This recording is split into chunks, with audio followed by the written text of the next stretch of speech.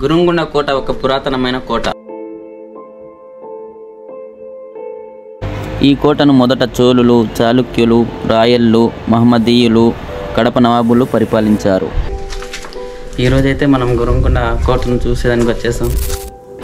రాయల కాలంలో మరియు టిప్పు సుల్తాన్ కాలంలో ఇది ఉన్నత స్థితిలో ఉండేది అని చెప్తుంటారు.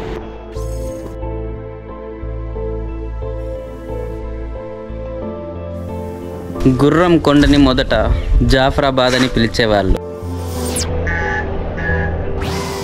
గుర్రం కొండని గుర్రం కొండ అండ్ అలాగే జాఫరాబాద్ అని 2 పేర్లే కాకుండా ఇంకొక పేరుంది. అది ఎవరికైనా తెలిస్తే కామెంట్ బాక్స్లో కామెంట్ చేయండి.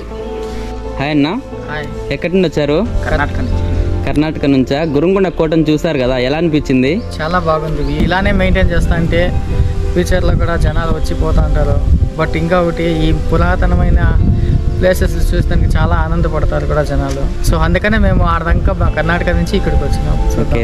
రంగిణి మహల్ను మెయింటైన్ చేసేవారు కూడా చాలా బాగా మెయింటైన్ చేస్తున్నారు. నెక్స్ట్ ఏ వీడియో గురించి తెలుసుకోవాలనుకుంటున్నారో నాకు కామెంట్ చేయండి. ఎక్కువ కామెంట్స్ దేనికి వస్తే అది చేస్తాను. ఇలాంటి మరెన్నో వీడియోస్ మీరు చూడాలనుకుంటే ప్లీజ్ లైక్, షేర్, సబ్స్క్రైబ్ చేసుకోండి.